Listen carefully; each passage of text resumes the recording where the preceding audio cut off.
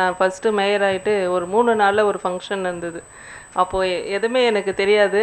ஆனால் ஃபஸ்ட்டு நான் கலந்த ஃபங்க்ஷன் வந்து இந்த இன்ஜினியர் அசோசியேஷன்ஸ் சார்பாக கலந்துக்கிட்டேன், பொறியாளர் சங்க சார்பாக. அப்போ வந்து ஏதோ 2 வார்த்தை பேசிவிட்டு நான் போயிட்டேன். அப்போது இந்த டெக்னிக்கல் பிட்டாக எனக்கு எதுவுமே தெரியாது. ஆனால் இப்போ நான் 2 வருஷத்தில் இந்த இன்ஜினியர்ஸ் கூட தான் நான் 2 வருஷமாக போராடிட்டு இருக்கிறேன் கார்ப்பரேஷனில். ஒவ்வொரு வேலையும் அவங்கள வச்சு எஸ்டிமேட் போட்டு ஒரு சப்ஜெக்ட் வைக்கிறதுக்குள்ளேயோ நான் ரொம்ப பாடாப்பட்டது. இப்போ கூட அதே சப்ஜெக்டு தான் நான் பேசிகிட்டு இருக்கேன். இன்னும் சைன் வாங்கலை, இதில் வைக்கல, இன்ஜினியர் வரல, ஏஇ வரல, எஸ்சி வரல. இவங்க கூட தான் நான் தினமும் அவங்கள சந்திக்கிறேன், தினமும் அவங்கக்கிட்ட இது பண்ணேன். ஏன்னா இப்போ கார்ப்பரேஷன் வந்து எப்படி இருக்குன்னு உங்களுக்கு தெரியும். ஓரளவுக்கு வந்து மாண்புமிகு முதலமைச்சர் வந்து கிட்டத்தட்ட எல்லா ரோடும் சேங்ஷன் பண்ணி கொடுத்துட்டாங்க. நம்ம ரோடு வந்து சாதாரணமாக இருந்தால் நம்ம போய் உடனே ரோடு போட்டு வந்துடலாம். இந்த பாதாள சாக்கடை பணியால் ரொம்ப டிலே ஆகுது. ஏன்னா பாதாள சாக்கடை பண்ணி ப்ளஸ் வந்து இந்த அம்ருத் ஸ்கீமில் நம்மளுக்கு 24 மணி நேரம் தண்ணி தர ஸ்கீம், இது ரெண்டுமே இந்த கடந்த ஆட்சியில் வந்து டெண்டர் விட சொல்லும்.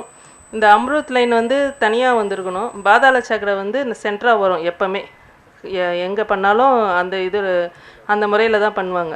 ஆனால் இப்போ இந்த லைன் வந்து அம்ருத் லைனும் சென்டர் நம்ம தெருவில் வந்து சென்டர் பிளேஸில் வருது. அங்கேயே போய் இந்த பாதாள சாக்கடை பண்ணால் ரெண்டுமே இவங்க பண்ண சொல்ல இந்த பழுப்பு லைன் உடச்சிடுறாங்க. அதை வந்து பாதாள சாக்கடையை ரெட்டிஃபை பண்ணி தரமாட்டுறாங்க. இது ரெண்டுத்தையும் இவங்களை கோஆர்டினேட் பண்ணி என்ஓசி வாங்கி ஒரு ரோடு போடுறது வந்து பெரிய சவாலாக இருக்குது.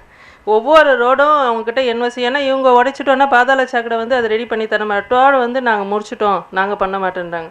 அப்புறம் இவங்க 2 பேரையும் ஒரு கோஆர்டினேட் பண்ணி பேசி ஒவ்வொரு ஒர்க்கும் நம்ம செய்யறதுக்கு வந்து அவ்வளோ கஷ்டமாக இருக்குது. ஏன்னா கிட்டத்தட்ட ரோடு எல்லாம் சேங்ஷன் ஆயிடுச்சு. இந்த பாதாள சாக்கடை பணியாலும் டுவாடாலையும் இந்த பணி வந்து தாமதமாகுது.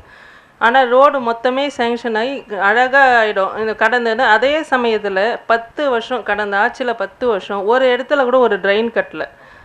இப்போ நாங்கள் போக சொல்ல ரொம்ப சவாலாக இருக்குது. ட்ரெயின் எல்லாம் நீங்கள் பார்க்க சொல்ல தெரியும், எல்லா இடத்துலையும் ட்ரெயின் போயிடுச்சு. ட்ரெயினுக்கும் கிட்டத்தட்ட ஒரு 38 கோடிக்கு வந்து முதலமைச்சர் வந்து ஒப்பந்த புள்ளி கோரத்துக்கு அனுமதி வழங்கியிருக்காங்க. அடுத்த மாதம் வந்து ஒப்பந்த புள்ளி கோரப்படும். அந்த இதில் அந்த ஸ்டேஜில் வந்து நம்ம ஓரளவுக்கு கிட்டத்தட்ட இந்த ஒரு 2 வருஷத்தில் ஓரளவுக்கு பணி முடிச்சுடுவோம். இந்த ட்ரெயின் பிரச்சனையை நம்ம ஓரளவுக்கு முடிச்சுடுவோம். ஆனால் இப்போ இருக்கிற இன்ஜினியர் செக்ஷனு சார் சொன்ன மாதிரி இவங்க ரிஜிஸ்டர் ஆகலைன்னு நான் ஃபஸ்ட்டு வந்தோடனே எங்ககிட்ட சொன்னாங்க, திருப்பி என்கிட்ட ரிமெம்பர் பண்ணல. அதால் நானும் அது எனக்கு எடுத்துக்கல. ஆனால் அதை நான் டிபிஓ கூப்பிட்டு அது என்னான்னு பார்த்து முதல் உங்களுக்கு எல்லாம் அதை முடிச்சு கொடுக்குறேன் அந்த ரிஜிஸ்டர்.